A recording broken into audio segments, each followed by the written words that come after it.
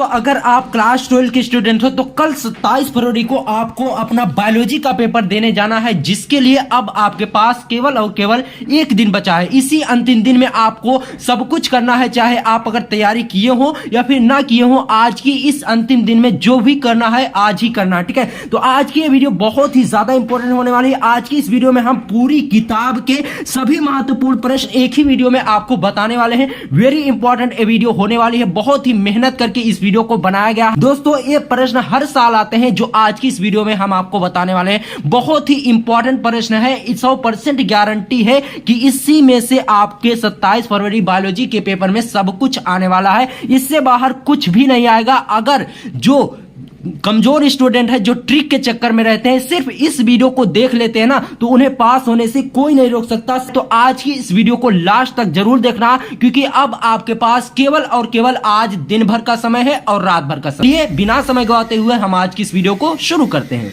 दोस्तों serial wise आपको बताते हुए चलते हैं। दोस्तों इन प्रश्नों को ऑलरेडी हमने बता दिया था, लेकिन हमने सोचा जब पूरी किताब का बता रहे हैं तो इसको भी बता दे। कुछ ऐसे स्टूडेंट होंगे जो ये वीडियो नहीं देखे होंगे, ठीक है। तो शुरू से हम शुरू करते हैं। देखिए पहला प्रश्न निकल कर आता है जो कि बहुत ही ज्यादा इंपॉर्टेंट है। जनन क्या है? आपको ये बताना है कि जनन क्या होता है, इसकी परिभाषा आपको देना है, ठीक है। तो आंसर में आप लिखेंगे जनन एक जैविक प्रक्रिया है। कौन सी प्रक्रिया है? एक जैविक, यानी जीवों द्वारा उत्पन्न होती है, जीवों द्वारा एक प्रक्रिया होती है जिसमें एक जीव, जिसमें क्या होता है, एक जीव अपने समान नए जीव को जन्म देता है, ठीक है। तो इसकी सिंपल सी परिभाषा कुछ इस प्रकार की हो जाएगी कि अपने समान नए जीव को जन्म देना ही जनन कहलाता है, ठीक है। बहुत ही आसान भाषा में हो जाएगा। उसके बाद देखिए दूसरा क्वेश्चन बहुत ही ज्यादा इंपॉर्टेंट है। पुनरुद्भवन क्या होता है, ठीक है। आपको आपसे ये भी पूछ सकता है कि पुनरुद्भवन पर टिप्पणी लिखिए, तो आंसर वही लिखना है जो मैं आपको बता रहा हूं। क्वेश्चन देखिए घुमा फिरा कर आपके एग्जाम में पूछा जाता है, तो इसके लिए घबराना नहीं है, ठीक है। देखिए पुनरुद्भवन क्या होता है, इसको देखते हैं। शरीर के एक छोटे खंड द्वारा, क्या होता है, शरीर के एक छोटे खंड द्वारा संपूर्ण जीव के निर्माण को पुनरुद्भवन कहते हैं, जैसे अमीबा और हाइड्रा। इसमें देखिए क्या होता है ना, जैसे एक जीव है, उसका कोई भी भाग टूटकर अगर कहीं पर गिर जाए तो वो धीरे धीरे धीरे धीरे एक जीव का निर्माण कर लेता है, एक छोटे ही टुकड़े से, ठीक है। तो ही होता है पुनरुद्भवन। अब देखिए अगला क्वेश्चन वेरी इंपॉर्टेंट निकल कर आता है, क्या है, निषेचन किसे कहते हैं? वेरी इंपॉर्टेंट क्वेश्चन है, निषेचन किसे कहते हैं? तो इसका आंसर सिंपल सा हो जाएगा दोस्तों, नर तथा मादा युग्मकों के संलयन को निषेचन कहते हैं। यानी नर और मादा जब आपस में मिलते हैं तो यही क्रिया क्या कहलाती है, निषेचन कहलाती है। और यह दो प्रकार का होता है, एक आंतरिक होता है और दूसरा बाह्य होता है, तो यही है निषेचन, ठीक है। उसके बाद आगे देखिए, यह भी क्वेश्चन बहुत ही ज्यादा इंपॉर्टेंट है, कई सेट में लगातार ये पूछा गया है। क्या है, युग्मनज क्या होता है, ठीक है। तो युग्मनज का आंसर कुछ बहुत ही आसान भाषा में हमने लिखा कि निषेचन के पश्चात, यानी जब निषेचन होता है तो उसके बाद अगुणित नर तथा मादा युग्मकों के संलयन द्वारा निर्मित एक कोशिकीय द्विगुणित संरचना को युग्मनज कहते हैं। बहुत ही आसान भाषा में लिखा है। उसके बाद देखिए चलिए आगे कौन से क्वेश्चन आपको तैयार करने हैं, ठीक है। देखिए उसके बाद अगला प्रश्न आता है, द्विलिंगी पुष्पों से क्या तात्पर्य है? इसमें आपका आंसर सिंपल सा हो जाएगा, जिस पुष्प में नर एवं मादा दोनों जननांग पाए जाते हैं उसे द्विलिंगी पुष्प कहते हैं। आप इसके नाम से ही अंदाजा लगा सकते हैं द्विलिंगी पुष्पों से क्या तात्पर्य है। यानी एक ऐसा जीव जिनमें दोनों लिंग पाए जाते हैं, नर तथा मादा दोनों होते हैं, तो उसे क्या कहते हैं, द्विलिंगी पुष्प कहते हैं। उसके बाद देखिए जायांग बहुत ही ज्यादा इंपॉर्टेंट है, वेरी वेरी मोस्ट इंपॉर्टेंट। जायांग पर टिप्पणी लिखिए या फिर जायांग पर परिभाषा लिखिए, तो आंसर आपको एक ही लिखना है, घबराने की जरूरत नहीं है। देखिए इसमें क्या है ना, अंडकों से मिलकर बनने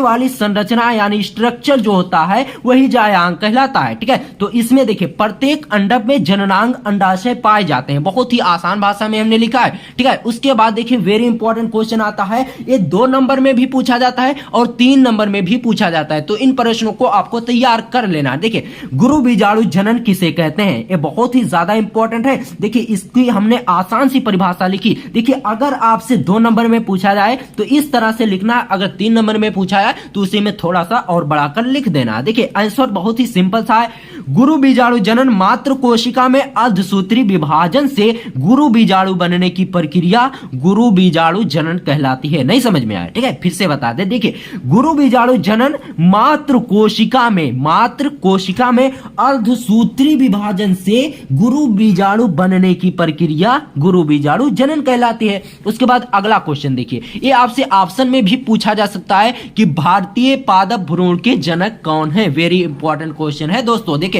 भारतीय पादप भ्रूण के जनक कौन है, तो इसका सिंपल सा उत्तर हो जाएगा पी माहेश्वरी जो जी है ना, पी माहेश्वरी जी, वह भारतीय पादप भ्रूण के जनक हैं। ठीक है, उसके बाद आगे देखिए कौन सा क्वेश्चन इंपॉर्टेंट। देखिए, उसके बाद अगला इंपॉर्टेंट क्वेश्चन निकल कर आता है, युग्मनज कब बनता है। बहुत ही आसान सा इसका आंसर है, एक ही लाइन में समाप्त हो गया। क्या आंसर है इसका, संयुग्मन के पश्चात यानी संयुग्मन के बाद अंड से युग्मनज बनता है। बहुत ही आसान सा उत्तर है इसका। युग्मनज कब बनता है, तो आपको आसान भाषा में लिख देना, संयुग्मन के पश्चात या फिर बाद लिख सकते हैं, अंड से युग्मनज बनता है। उसके बाद आगे देखिए, भ्रूण पोष का निर्माण कैसे होता है। बहुत ही इंपॉर्टेंट क्वेश्चन है। कौन सा क्वेश्चन है, भ्रूण पोष का निर्माण कैसे होता है, देख लेना, 27 फरवरी को जरूर से जरूर आने वाला है। देखिए, इसमें क्या है, निषेचन के पश्चात यानी निषेचन के बाद द्वितीय केंद्रक अर्थात प्राथमिक भ्रूण पोष केंद्रक से विकसित होकर भ्रूण पोष का निर्माण करता है। नहीं समझ में आया, देखिए फिर से बताते हैं। देखिए, निषेचन के पश्चात यानी जब निषेचन होता है तो उसके बाद द्वितीय केंद्रक अर्थात प्राथमिक जो भ्रूण पोष होता है उसके केंद्रक से विकसित होकर यानी और बड़े होकर ग्रो होकर भ्रूण पोष का निर्माण करता है। ठीक है, तो ये हो जाएगा भ्रूण पोष का निर्माण कैसे होता है। उसके बाद अगला क्वेश्चन ये भी बहुत ही ज्यादा इंपॉर्टेंट है, कई सालों से पूछा जा रहा है कि बहुभ्रूणता क्या है। ठीक है, तो इसका आसान सा उत्तर हमने लिखा है, जब एक बीज में एक से अधिक भ्रूण उत्पन्न होते हैं। क्या होता है, जब एक बीज में एक से अधिक भ्रूण उत्पन्न हो जाते हैं तो यही प्रक्रिया बहुभ्रूणता कहलाती है। ठीक है, उसके बाद आगे देखिए कौन कौन से क्वेश्चन इंपॉर्टेंट है। उसके बाद देखिए दोस्तों, 12वां क्वेश्चन आता है, बहुत ही ज्यादा इंपॉर्टेंट है, बहुत ही आसान है। कौन सा क्वेश्चन है, विरसण के 2 कार्य लिखिए, बहुत ही ज्यादा इंपॉर्टेंट है। तो इसमें आपको पहला कार्य इसका लिख देना है कि नर लैंगिक हार्मोन टेस्टोस्टेरोन का श्रावण करना, यानी टेस्टोस्टेरोन को इधर उधर भेजना जहां इसकी जरूरत हो। ठीक है, उसके बाद दूसरा क्वेश्चन है, नर युग्मक शुक्राणु का निर्माण करता है, यानी विरसण के जो 2 कार्य होते हैं वो पहला कार्य क्या है, नर लैंगिक हार्मोन टेस्टोस्टेरोन श्रावण करना, और दूसरा कार्य है नर युग्मक शुक्राणु का निर्माण करना। तो यही है विरसण के 2 कार्य, बहुत ही आसान से हैं। ठीक है, उसके बाद देखिए, स्तनियों में निषेचन कहां होता है। ठीक है, तो इसको आपको बताना है कि स्तनी महिलाओं में डिंबाणु का निषेचन देखिए, इसका आसान सा उत्तर हो जाएगा कि स्तनी महिलाओं में डिंबाणु का निषेचन फैलोपियन नलिका में होता है। फैलोपियन एक नलिका का नाम है जिसके द्वारा स्तनियों में डिंबाणु का निषेचन होता है। और निषेचन कला बन जाने पर यानी जब निषेचन कला बन जाती है तो उसके पश्चात अन्य शुक्राणु डिंबाणु में प्रवेश नहीं कर पाते। तो यही इसी तरह होता है स्तनियों में निषेचन। ठीक है, उसके बाद देखिए, फर्टिलाइजिंग तथा एंटी फर्टिलाइजिंग पर प्रक्रिया पर टिप्पणी लिखिए, बहुत ही ज्यादा इंपॉर्टेंट है, इसको आपको जरूर तैयार करके जाना है। देख लीजिए, निषेचन के पूर्व यानी निषेचन से पहले अंडाणु से फर्टिलाइजिंग का श्रावण करता है। यह शुक्राणु की सतह पर एंटी फर्टिलाइजिंग नामक ग्राही से क्रिया करता है। तो यही क्या होता है, फर्टिलाइजिंग हो जाता है और जिसके फलस्वरूप दोनों में आसंजन हो जाती है। इसमें क्या है, देखिए, फर्टिलाइजिंग क्या होता है, निषेचन के पूर्व यानी निषेचन से पहले अंडाणु से फर्टिलाइजिंग का श्रावण होता है और यह शुक्राणु की सतह पर एंटी फर्टिलाइजन नामक ग्राही से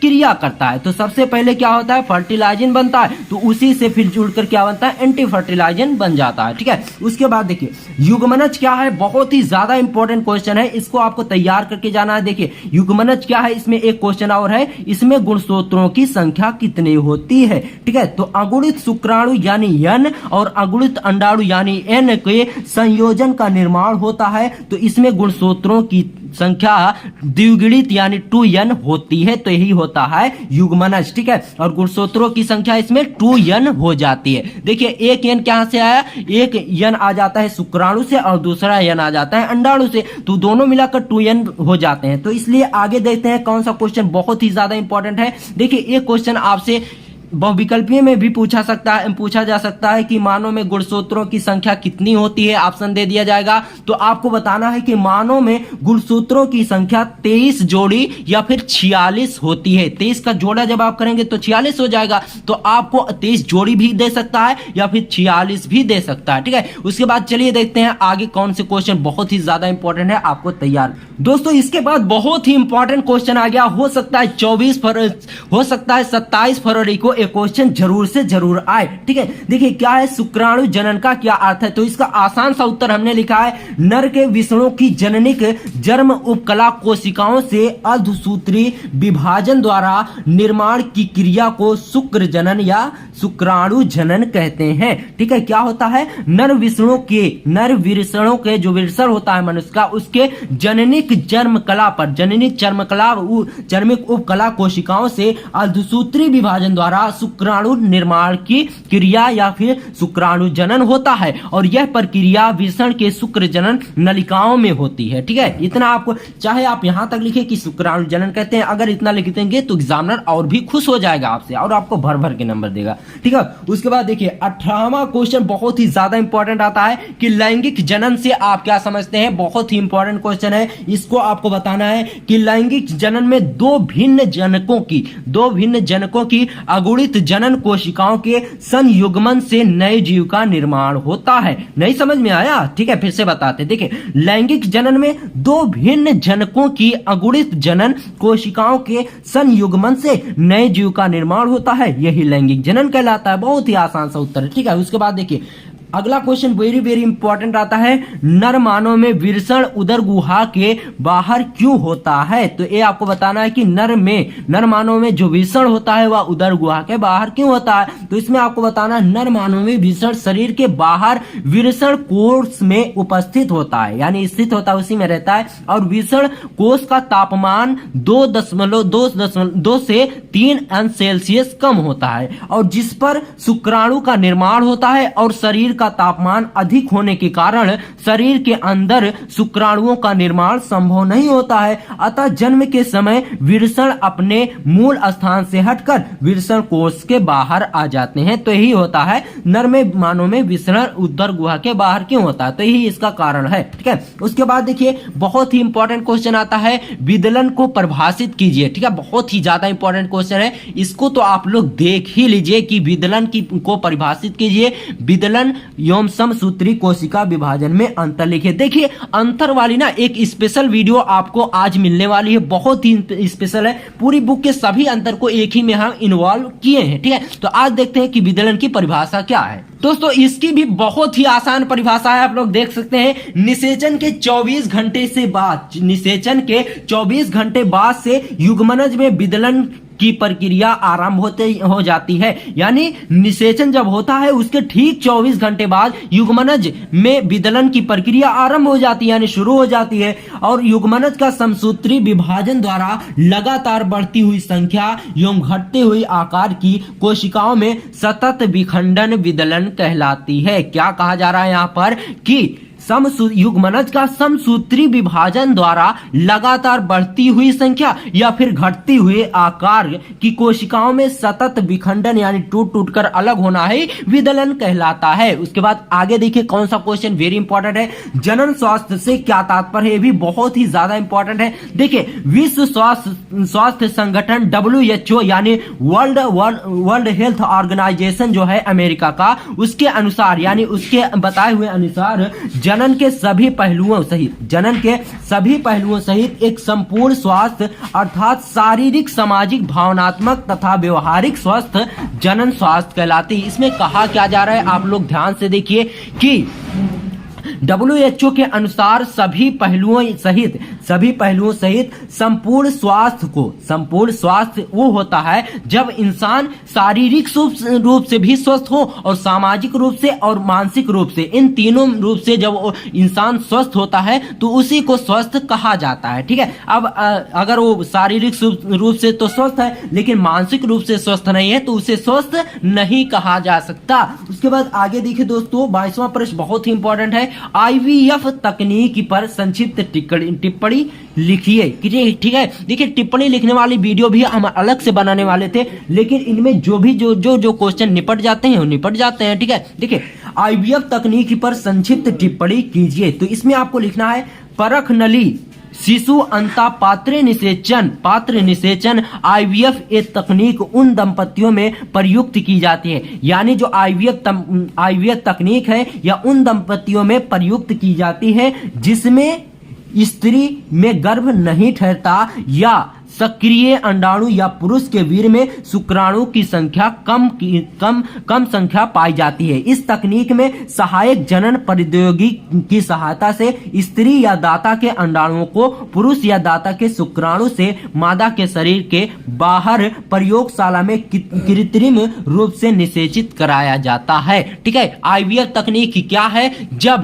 देखिए जब स्त्रियों में अंडाणु बनने की प्रक्रिया जो होती है, संख्या जो होती है वह कम होती है, या फिर जो मानव या फिर जो मनुष्य होता है, पुरुष होता है, उसके शुक्राणु बनने की जो प्रक्रिया जो संख्या है वो कम होती है। तो आईवीएफ एक तकनीक है जिसके द्वारा बाहर ही उसमें जो कमी होती है उसे पूरा कर दिया जाता है। उसके बाद देखिए जीन की परिभाषा लिखिए, ये कहाँ पाई जाती है? बहुत ही ज्यादा इंपॉर्टेंट क्वेश्चन दोस्तों। इसका आसान सा उत्तर है जीन गुणसूत्र पर स्थित एक रचना है। क्या है? जीन गुणसूत्र पर स्थित एक रचना है जो किसी आनुवंशिक गुण को पीढ़ी दर पीढ़ी स्थानांतरित करती रहती है। यह वंशागति की इकाई है। जीन शब्द का प्रतिपादन जॉनसन ने किया था। यहाँ पर कहा क्या जा रहा है कि जीन गुणसूत्र एक ऐसा गुणसूत्र है जिसके द्वारा आनुवंशिक गुण को पीढ़ी दर पीढ़ी यानी एक पीढ़ी से दूसरी पीढ़ी में ले जाया जा सकता है। यह वंशागति की इकाई है और जीन शब्द का प्रतिपादन जॉनसन ने किया था। ठीक है, उसके बाद देखिए अगला क्वेश्चन बहुत ही ज्यादा इंपॉर्टेंट है। एलील क्या है? ठीक है, इसको आपको बताना है। देखिए एलील क्या होता है? युग्मक विकल्पी एक लक्षण के तुलनात्मक यानी उसकी तुलनात्मक यानी उसके कंपैरिजन में रूपों के जीन्स एलील कहलाते हैं। ठीक है, क्या कहा जा रहा है? युग्मक विकल्पी एक लक्षण के तुलनात्मक में रूपों के जो जीन्स होते हैं वही एलील कहलाते हैं। अर्थात एक ही जीन के दो से अधिक पुष्प का रंग सफेद, अर्थात इसमें क्या है? एक ही जीन के दो से अधिक जीन्स पाए जाते हैं तो उसे क्या कहलाते हैं? एलील कहते हैं। ठीक है, जैसे पुरुष का पुष्प का रंग सफेद, तने की लंबाई लंबा एवं बौनाढ्य होता है। ठीक है, तो यहाँ पर एलील क्या होता है? एलील ये होता है कि अगर दोनों टी यानी दोनों लंबे पौधे से संकरण कराया जाता है तो अगर उसमें एक पौधा बड़ा होता है एक पौधा छोटा होता है तो ये किसके कारण होता है? एलील के कारण। ठीक है, उसके बाद अगला क्वेश्चन देखिए बहुत ही ज्यादा इंपॉर्टेंट है। अपूर्ण प्रभाविता को उदाहरण सहित समझाइए, यानी अपूर्ण प्रभाविता क्या है इसको आपको उदाहरण के साथ समझाना है। ठीक है, तो आसान सा उत्तर है दोस्तों, अपूर्ण प्रभाविता में F1 पीढ़ी की संतति में कोई लक्षण प्रभावी या फिर अप्रभावी न होकर मध्यवर्ती परिणाम देता है। कहा क्या जा रहा है कि अपूर्ण प्रभाविता में F1 पीढ़ी की संतति में कोई भी लक्षण, ठीक है, ना तो प्रभावी लक्षण देता है और ना ही अप्रभावी देता है, वह बीच वाला लक्षण देता है जिसके लिए उसे अपूर्ण प्रभाविता कहा जाता है। और इसका उत्तर उदाहरण हो जाएगा। बाद अगला question very very most important आता है, सप्रभाविता को उदाहरण सही समझाइए। तो देखिए सप्रभाविता में दोनों ही जनकों के लक्षण पृथक रूप से F1 पीढ़ी में प्रकट होते हैं। क्या इसमें है? सप्रभाविता में दोनों ही जनकों के लक्षण पृथक रूप से F1 पीढ़ी में प्रकट हो जाते हैं, जिसका उदाहरण हो जाएगा यदि एक लाल रंग के पशु का श्वेत रंग के पशु से क्रॉस कराया जाए तो वहां पर F1 पीढ़ी में चितकबरी संतान उत्पन्न होती है। यहां पर कहा क्या जा रहा है, जब एक लाल रंग के पशु से एक श्वेत रंग के पशु से क्रॉस कराया जाए या फिर निषेचन कराया जाए तो वहां पर जो संतान उससे होगी तो वो किस कलर की होगी? चितकबरी। ठीक है, तो यही होता है सप्रभाविता। उसके बाद अगला क्वेश्चन देखिए बहुत ही ज्यादा इंपॉर्टेंट है, लिंग सहलग्न गुण से आप क्या समझते हैं? तो इसका आंसर आसान सा हो जाएगा कि प्राणियों में आनुवंशिक लक्षणों की वंशागति लिंग से संबंधित होती है, अतः इनका नियमन लिंग गुणसूत्रों द्वारा होता है। ये लक्षण लिंग संलग्न लक्षण कहलाते हैं। और इसमें क्या होता है, इसके जो उदाहरण और जिसे देखिए इसमें जो रोग होते हैं और गुण होते हैं जैसे वर्णांधता और हीमोफीलिया। इसमें क्या है ना, जिसे अगर आपको वर्णांधता है, ठीक है, अगर आपको वर्णांधता है तो आपके घर वालों को में किसी को भी वर्णांधता हो सकती है। वर्णांधता क्या होती है इसको भी जान लेते हैं, ये भी बहुत ही इंपॉर्टेंट क्वेश्चन है। देखिए इस रोग के, वर्णांधता क्या है, एक रोग है, एक बीमारी है, ठीक है। इस बीमारी के व्यक्ति को लाल व हरे रंग में विभेद नहीं पता चलता, यानी वो लाल और हरा रंग नहीं पहचान पाता। ऐसे व्यक्तियों को रेलवे का ड्राइवर नहीं बनाया जाता, ठीक है दोस्तों। उसके बाद अगला क्वेश्चन है समयुग्मजी तथा विषम युग्मजी से क्या तात्पर्य है। ये भी वेरी इंपॉर्टेंट क्वेश्चन है, इसको भी आपको तैयार कर लेना है। ये भी वेरी वेरी मोस्ट इंपॉर्टेंट है। तो इसका आसान सा उत्तर है, जब किसी पादप के युग्मक या जीन्स समान होते हैं तो उसे समयुग्मजी कहा जाता है, ठीक है। देखिए क्या है, समयुग्मजी में जीन क्या होते हैं, समान होते हैं, और विषम युग्मजी में क्या होते हैं, असमान होते हैं, ठीक है। तो यही क्या कहलाता है, समयुग्मजी कहलाता है। और सब समयुग्मजी पादप के लक्षण के लिए शुद्ध होती है, जैसे टी और टी। यानी इसमें क्या है ना, देखिए इसमें क्या है ना, अगर कोई लंबा पौधा है, ठीक है, तो उससे जो बीज निकलते हैं और उससे जो पौधा होता है, उस बीज से जो पैदा होता है वो भी लंबा होगा। और इसमें क्या है, देखिए जब किसी पादप के, ये विषम युग्मजी का है,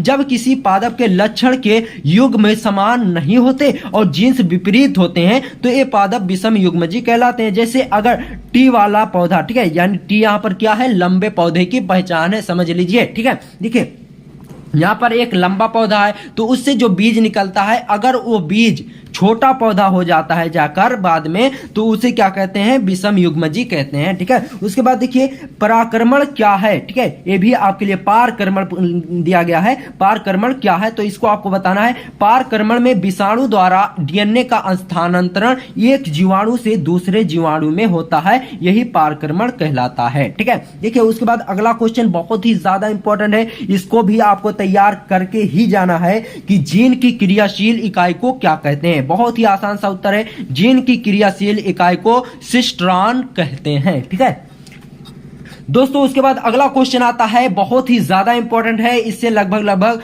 क्वेश्चन पूछे ही जाते हैं कि मानव स्वास्थ्य रोग पर संक्षिप्त टिप्पणी लिखिए, ठीक है। यहां पर हो जाएगा, विश्व स्वास्थ्य संगठन WHO के अनुसार स्वास्थ्य 3 भागों में होता है, जैसे शारीरिक स्वास्थ्य हो गया और मानसिक व सामाजिक स्वास्थ्य। शरीर की उस अवस्था को कहते हैं जिसमें मनुष्य का शरीर शारीरिक, मानसिक तथा सामाजिक रूप से स्वस्थ हो, तब उसे स्वस्थ कहते हैं, ठीक है। उसके बाद अगला क्वेश्चन देखिए, बहुत ही ज्यादा इंपॉर्टेंट है, मनुष्य में विषाणु जनित 4 रोगों के नाम लिखिए। यानी मनुष्य में कौन से ऐसे रोग हैं जो विषाणुओं द्वारा फैलते हैं, यानी एक व्यक्ति से दूसरे व्यक्ति में आसानी से फैल जाते हैं, जैसे चेचक हो गया, हर्पीज हो गया, हर्पीज और पोलियो, डेंगू, खसरा और रेबीज। रेबीज क्या होता है, कुत्ता बिल्ली काटने से होता है ये रोग, ठीक है, रेबीज वाला, ठीक है। तो अगर कुत्ता काट लिया तो कौन सी सुई लगवानी पड़ती है, रेबीज वाले, ठीक है। तो आदि ये सभी आदि जो रोग हैं ये विषाणुओं द्वारा फैलते हैं, ठीक है। उसके बाद अगला क्वेश्चन देखिए, मनुष्यों में साधारण जुकाम उत्पन्न करने वाले 2 विषाणु के नाम लिखिए। यानी कौन कौन से ऐसे विषाणु हैं, कौन कौन से ऐसे वायरस हैं जो मनुष्यों में जुकाम को फैलाते हैं। जैसे राइनो विषाणु हो गया, राइनो नामक को एक वायरस है जो जुकाम को उत्पन्न करता है, और कोरोना विषाणु जो हो गया, ठीक है, और कोरोना, ठीक है, कोरोना से ही जुकाम को फैलता है, ठीक है। तो उसके बाद अगला क्वेश्चन देखिए, बहुत ही ज्यादा इंपॉर्टेंट। देखिए संक्रामक रोग क्या होता है, ठीक है, आसान भाषा में हमने लिखा है, वह रोग जो आसानी से मनुष्य के एक दूसरे के संपर्क यानी मिलने से होता है, संक्रामक रोग कहलाता है, ठीक है। तो संक्रामक रोग क्या हो गया, जो एक व्यक्ति से दूसरे व्यक्ति में चला जाए वही रोग संक्रामक कहलाता है। जैसे ये कोरोना वायरस आ गया था, ठीक है, तो ये सब क्या है, संक्रामक रोग है, ठीक है। उसके बाद अगला क्वेश्चन देखिए, पोलियो रोग पर टिप्पणी लिखिए, यानी पोलियो क्या। तो उसके बाद अगला क्वेश्चन बहुत ही ज्यादा इंपॉर्टेंट है कि पोलियो रोग क्या होता है, इसके बारे में आपको थोड़ा सा बताना है। देखिए ये सामान्यतः बचपन में होने वाले रोग हैं, ठीक है। पोलियो क्या होता है, छोटे बच्चों में ज्यादातर होता है और एक वायरस के साथ उत्पन्न होता है। कौन से वायरस है, पोलियो नामक ही एक वायरस है जिसके द्वारा पोलियो रोग होता है। और इस विषाणु का संक्रमण यानी ये वायरस भोजन एवं जल के साथ होता है, ठीक है। ये जो वायरस है, पोलियो नामक वायरस जो है यह भोजन यानी खाने में और जल यानी पानी के साथ पहुंचता है और इसकी रोकथाम के लिए इसका टीकाकरण अति आवश्यक है। ठीक है, तो पोलियो का टीका लगता है, छोटे बच्चों को जरूर लगवाना चाहिए ताकि उनको आगे चलकर पोलियो ना हो। ठीक है, अब देखिए डेंगू बुखार पर संक्षिप्त टिप्पणी लिखिए, ये भी बहुत ही ज्यादा इंपॉर्टेंट है। तो आपको आसानी भाषा में हमने बताया है। देखिए डेंगू फिलेमी नामक विषाणु द्वारा फैलता है। जो डेंगू है वह फिलेवी एक विषाणु का नाम है, वायरस का नाम है जिसके द्वारा फैलता है और इस रोग को यडीज मादा मच्छरें फैलाती हैं। इस रोग को कौन से मच्छर फैलाते हैं? यडीज मादा मच्छरें फैलाते हैं। इसमें रोगी को क्या होता है ना, इससे जो बीमार होता है, जिसको डेंगू हो जाता है, उसको तेज बुखार होता है, सिर दर्द होता है, बदन भी दर्द होती है और बहुत अधिक बदन दर्द करता है, जिससे इसे हड्डी तोड़ बुखार कहते हैं। इसका कोई टीकाकरण आज तक नहीं बना, इसका कोई टीका अभी नहीं बना है। इसकी रोकथाम की जाती है। ठीक है, इसकी रोकथाम यानी इससे सिर्फ और सिर्फ बचाव किया जाता है। उसके बाद आगे देखिए कौन से क्वेश्चन इंपॉर्टेंट दोस्तों। उसके बाद देखिए टाइफाइड रोग पर टिप्पणी लिखिए, ये भी बहुत ही ज्यादा इंपॉर्टेंट है। तो आपको आसान से लिख देना है कि टाइफाइड रोग जो होता है वह साल्मोनेला टाइफी नामक जीवाणु से उत्पन्न होता है। यानी देखिए क्या है, टाइफाइड रोग एक साल्मोनेला टाइफी नामक जीवाणु यानी बैक्टीरिया से उत्पन्न होता है और इस रोग को घरेलू मक्खी भोजन द्वारा फैलाती है। यानी जो ये रोग होता है टाइफाइड को, यह मक्खियों द्वारा फैलता है। ठीक है दोस्तों, टाइफाइड जो रोग होता है, जो बीमारी होती है ना, वह मक्खियों द्वारा फैलती है। ठीक है, मक्खियां जो होती हैं अगर भोजन पर बैठ जाती है और उस भोजन को हम कर लेते हैं तो हमारे अंदर टाइफाइड होने का खतरा रहता है और इसके लिए TAB जो नामक टीका होता है उसे लगवाना चाहिए, जिससे 3 वर्ष तक टाइफाइड का खतरा नहीं रहता और इसकी जांच के लिए विडाल नामक टेस्ट कराया जाता है। ठीक है, उसके बाद देखिए हाथी पांव पर टिप्पणी लिखिए, ये भी एक रोग है। तो कौन सा रोग है इसको हम जान लेते हैं आसान भाषा में। ठीक है, फील पांव फाइलेरिया कृमि, जिसका वैज्ञानिक नाम वैजुरिया बेफराटी है, जिसके द्वारा ये रोग होता है। ठीक है, जो ये रोग किसके द्वारा होता है? फील पांव फाइलेरिया नामक विषाणु द्वारा ये रोग होता है, हाथी पांव वाला। ठीक है, ये लिम्फ वाहिकाएं एवं लिम्फ वाहिनियों में परजीवी के रूप में रहता है। इसके द्वारा होने वाला रोग का नाम फील पांव या हाथी पांव है। ठीक है, उसके बाद अगला क्वेश्चन देखिए, बहुत ही ज्यादा इंपॉर्टेंट है। प्रतिरक्षा क्या है? यानी प्रतिरक्षा क्या है? देखिए शरीर में सभी प्रकार के रोग जनकों एवं उनके विषैले पदार्थों के दुष्प्रभाव एवं प्रतिरोधक करके समस्थैतिकता बनाए रखने की क्षमता होती है। इस शरीर की प्रतिरक्षा को प्रतिरोधक क्षमता या फिर प्रतिरक्षा कहते हैं। ठीक है, इसमें क्या है, देखिए जब भी आपके शरीर में कोई बीमारी होने वाली होती है तो उस बीमारी से लड़ने के लिए जो हमारे शरीर में इम्यूनी सिस्टम होता है उसी को प्रतिरक्षा कहते हैं। बात समझ रहे हैं? ठीक है, उसके बाद देखिए अगला क्वेश्चन बहुत ही ज्यादा इंपॉर्टेंट है।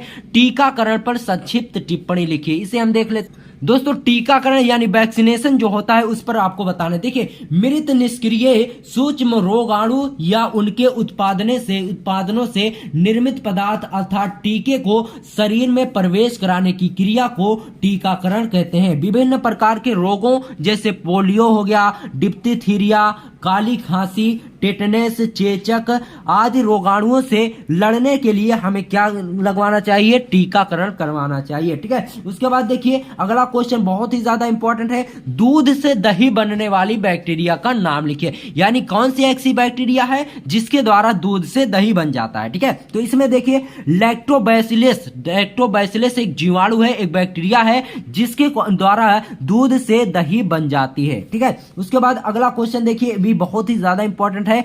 जैव उर्वरक पर संक्षिप्त टिप्पणी लिखिए, यानी जैव उर्वरक क्या है। ठीक है, देखिए यहाँ पर विभिन्न प्रकार के सूक्ष्म जीव अपनी जैविक क्रियाओं द्वारा मृदा में पोषक तत्वों की मात्रा में वृद्धि करते हैं, ये जैव उर्वरक कहलाते हैं।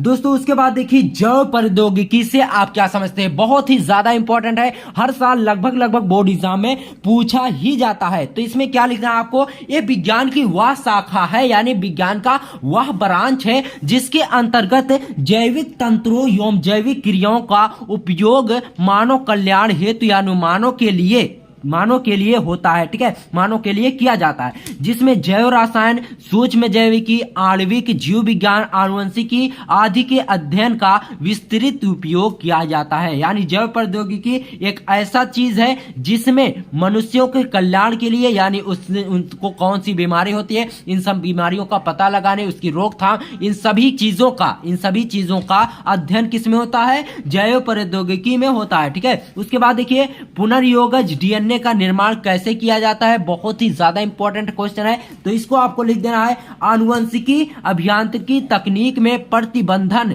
एंडोन्यूक्लियस एंजाइम द्वारा वांछित डीएनए जीन को क्रमशः काट कर एवं वाहक से जोड़कर पुनर्योगज डीएनए का निर्माण होता है। यहाँ पर क्या है, आनुवंशिकी अभियांत्रिकी तकनीक में प्रतिबंधन एंडोन्यूक्लियस एंजाइम द्वारा वांछित डीएनए जीन को क्रमशः काट कर वाहक से जोड़कर पुनर्योगज डीएनए बनाने की, निर्माण करने की प्रक्रिया ही पुनर्योगज डीएनए कहलाती है। यानी इसी तरह से पुनर्योगज डीएनए का निर्माण किया जाता है। अब देखिए अगला क्वेश्चन क्या है, प्लाज्मिड्स क्या है, स्पष्ट कीजिए, बहुत ही ज्यादा इंपॉर्टेंट है। तो इसमें आपको लिख देना है, ये जीवाणु में पाया जाने वाला अतिरिक्त गुणसूत्री पदार्थ है। क्या है, ये जीवाणुओं में पाया जाने वाला अतिरिक्त गुणसूत्री पदार्थ है जो एक कोशिका से दूसरी कोशिका में जा सकता है, प्लाज्मिड उसे कहते हैं, ठीक है। ये क्या है, प्लाज्मिड जीवाणु में पाया जाने वाला एक गुणसूत्र है जो एक कोशिका से दूसरी कोशिका में जा सकता है, उसी को प्लाज्मिड कहते हैं, ठीक है। देखिए अगला क्वेश्चन बहुत ही ज्यादा इंपॉर्टेंट क्वेश्चन है, 27 फरवरी को जरूर देखने को मिलेगा, तो इसको आप लोग अभी अपने दिमाग में बैठा लीजिए। क्या है, बीटी फसल पर टिप्पणी लिखिए। बीटी फसल क्या है ये भी आपसे पूछा जा सकता है, और बीटी फसल पर टिप्पणी, तो दोनों का आंसर सेम टू सेम लिखना है, ठीक है। देखिए बीटी फसलें जैव प्रौद्योगिकी द्वारा ऐसी फसलें हैं, ठीक है, यानी बीटी फसलें कुछ ऐसी फसलें हैं जिनमें कीटनाशकों की आवश्यकता नहीं होती। ये फसलें बैसिलस थूरियनजिएसिस जीवाणुओं से निर्मित होती हैं। यानी बीटी फसलें ऐसी फसल हैं जिनको लगाने के बाद उनमें खाद डालने की आवश्यकता नहीं होती, उसी को क्या कहते हैं, बीटी फसलें कहते हैं। और एक कैसे होता है, बीटी का पूरा फुल फॉर्म क्या है, बैसिलस थूरियनजिएसिस जीवाणुओं द्वारा निर्मित होती है, और यही बीटी का फुल फॉर्म है। तो बीटी में कैसी फसलें आ गई, जैसे बीटी बैगन हो गया, बीटी कपास हो गया, ये सब फसलें बीटी फसल में आती हैं। और देखिए इंटरफेरान की परिभाषा एवं कार्य लिखिए, ये भी बहुत ही ज्यादा इंपॉर्टेंट है, कई सालों से लगातार पूछा जा रहा है। तो आपको आसान भाषा में इसमें लिख देना है कि इंटरफेरान प्रतिविषाणु ग्लाइकोप्रोटीन है। यानी इंटरफेरान क्या है, प्रतिविषाणु ग्लाइकोप्रोटीन है जो प्रतिरक्षा नियंत्रक की भांति, यानी प्रतिरक्षा नियंत्रक की तरह कार्य करती है, और इनका प्रयोग अनेक रोगों के उपचार हेतु किया जा रहा है। इंटरफेरान क्या है, एक विषाणु है, ठीक है, एक प्रतिविषाणु ग्लाइकोप्रोटीन है, और जिसका उपयोग क्या होता है, अनेक बीमारियों की रोकथाम के लिए किया जाता है। और देखिए 49 नंबर क्वेश्चन आता है, बहुत ही ज्यादा इंपॉर्टेंट है, किन्हीं दो बीटी फसलों के नाम लिखिए। अभी हमने बताया बीटी कपास और बीटी बैगन, तो आपको बीटी बैगन बीटी कपास लिख देना है। बहुत ही फसलें आ चुकी हैं बीटी कंपनी की, ठीक है। तो बीटी कंपनी की जो फसलें होती हैं उनमें एक चीज आपको ध्यान रखना है कि इनमें खाद डालने की दोबारा आवश्यकता नहीं होती है। आप लोग देख सकते हैं कि आज जो सब्जियां मार्केट में मिल रही हैं, जो अवेलेबल हैं, उनमें कितना ज्यादा खादों का उपयोग किया जाता है, जिससे हमारे स्वास्थ्य पर बहुत ही बुरा प्रभाव पड़ता है, ठीक है। उसके बाद देखिए अगला क्वेश्चन है, इकोटोन पर संक्षिप्त टिप्पणी लिखिए, ये भी बहुत ही ज्यादा इंपॉर्टेंट है। तो आपको सिंपल सा इसमें लिख देना है, दो पारितंत्र के मिलने पर, यानी जो दो पारितंत्र आपस में मिलते हैं तो उससे बना संक्रमण क्षेत्र जिनमें दोनों पारितंत्र के जीव मिलते हैं, उसे क्या कहते हैं, इकोटोन कहते हैं। बहुत ही आसान से हमने लिखा है, तो आपको एक ही बार में हो सकता है याद हो जाएगा, अगर आप याद करना चाहेंगे तब, ठीक है दोस्तों। उसके बाद अगला क्वेश्चन बहुत ही ज्यादा इंपॉर्टेंट है, कई सालों से ये लगातार पूछा जा रहा है, तो इसको आपको बिल्कुल भी नहीं छोड़ना है। देखिए जरायुजता क्या है, ठीक है, तो जब एक बीज का अंकुरण मात्र पादप पर ही हो जाता है, क्या कहा जाता है इसमें, जब बीज का अंकुरण मात्र पादप पर ही हो जाता है तो उसे जरायुजी अंकुरण कहते हैं, तथा यह गुण जरायुजता कहलाता है, ठीक है। उसके बाद अगला क्वेश्चन वेरी इंपॉर्टेंट है, सहजीवी से आप क्या समझते हैं, बहुत ही आसान भाषा में हमने लिखा कहता है यह दो भिन्न जातियों के मध्य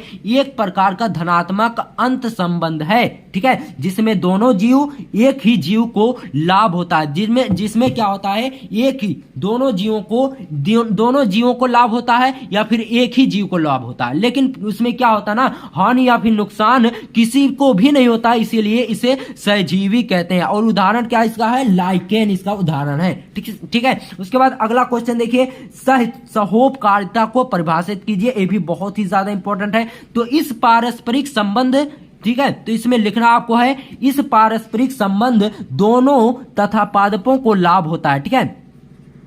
इस पारस्परिक संबंध में दोनों जीवों तथा पादपों को लाभ होता है। यह संबंध अविकल्पी तथा विकल्पी प्रकार का हो सकता है और इसी को सहोपकारिता कहा जाता है। बात समझ। उसके बाद अगला क्वेश्चन है दोस्तों, बहुत ही ज्यादा इंपॉर्टेंट है, परजीविता पर संक्षिप्त टिप्पणी लिखिए या फिर परजीविता क्या होता है भी आपसे पूछा जा सकता है। तो आपको लिखना है एक जीव की जटिल उपापचयी क्रियाओं द्वारा उत्पन्न वृद्धि रोधक रासायनिक पदार्थों द्वारा किसी दूसरे की वृद्धि को पूर्ण एवं आंशिक रूप से रोक देना विरोधी या प्रतिजीविता कहलाता है। आप समझ रहे हैं कि यहाँ पर क्या है, परजीविता, ठीक है। तो यहाँ पर आप लोग एक चीज ध्यान दीजिए, जब एक जीव की जटिल उपापचयी क्रियाओं द्वारा उत्पन्न वृद्धिरोधक रासायनिक पदार्थ द्वारा किसी दूसरे की वृद्धि को पूर्ण रूप से रोक दिया जाता है, तो यही क्या कहलाता है, विरोधी या प्रतिजीविता कहलाता है, ठीक है। उसके बाद देखिए, जैव विविधता बहुत ही ज्यादा इंपॉर्टेंट है, इसको भी आपको तैयार कर ही लेना है। इसको आप लोग ध्यान से देखिए,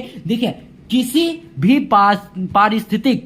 भी पारिस्थितिक तंत्र तथा जीवों में पारस्परिक निर्भरता करते हुए पादपों एवं जंतुओं, सूक्ष्म जीवों की आकृति एवं आकार, स्वभाव एवं संरचना तथा अन्य लक्षणों में विभिन्न जातियों की उपस्थिति को जैव विविधता कहते हैं। यानी क्या होता है, जैव विविधता में जब क्या होता है, जंतुओं में आकृति, आकार, स्वभाव एवं संरचना, अन्य लक्षणों में विभिन्न जातियों की उपस्थिति में होता है, तो यही क्या कहलाता है, जैव विविधता कहलाता है। और एक क्वेश्चन बहुत ही ज्यादा इंपॉर्टेंट है, हो सकता है आपसे पूछा जाए 1 नंबर में, उत्तर प्रदेश के लखीमपुर खीरी स्थित राष्ट्रीय उद्यान का नाम लिखिए। यानी लखीमपुर खीरी में कौन सा ऐसा पार्क है जो स्थित है, जो बना है, उसका नाम आपको यहाँ पर लिखना है। तो दुधवा राष्ट्रीय उद्यान उत्तर प्रदेश के लखीमपुर खीरी में स्थित है। दुधवा नेशनल पार्क भी इसे कहा जाता है, तो दोनों एक ही है। बात समझ रहे हैं। उसके बाद देखिए, विश्व पर्यावरण दिवस कब मनाया जाता है, ये भी बहुत ही ज्यादा इंपॉर्टेंट है। तो आपको लिखना है विश्व पर्यावरण दिवस 5 जून को मनाया जाता है। ये सब तो बहुत ही लोगों को याद होगा, क्योंकि ये दोस्तों कक्षा 5 से ही पढ़ाते आ रहे हैं इन सब चीजों की। विश्व पर्यावरण दिवस कब मनाया जाता है, ठीक है। तो 5 जून को विश्व पर्यावरण दिवस मनाया जाता है दोस्तों। उसके बाद अगला क्वेश्चन है, रेड डाटा बुक से आप क्या समझते हैं, यानी रेड डाटा बुक क्या होती है, इसको आपको बताना है। देखिए, ये एक ऐसी बुक है, यानी एक ऐसी किताब है जिसमें विलुप्त, संकटग्रस्त, दुर्लभ जीव जंतुओं का समृद्ध सूचीबद्ध विवरण दिया जाता है। यही रेड डाटा बुक कहलाती है। यानी रेड डाटा ऐसी बुक होती है जिसमें जीव जंतुओं की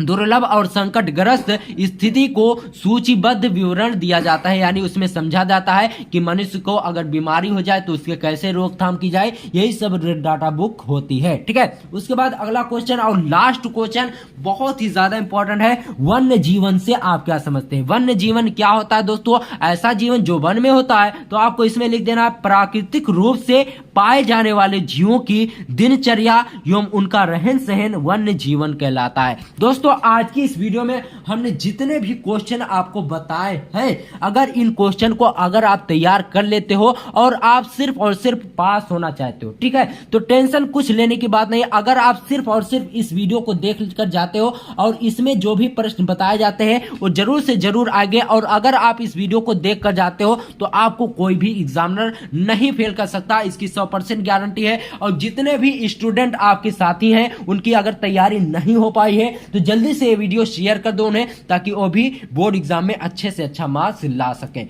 तो मिलते हैं आपसे किसी और वीडियो में, तब तक के लिए गुड बाय, जय हिंद, जय भारत, और तैयारी करते रहिए।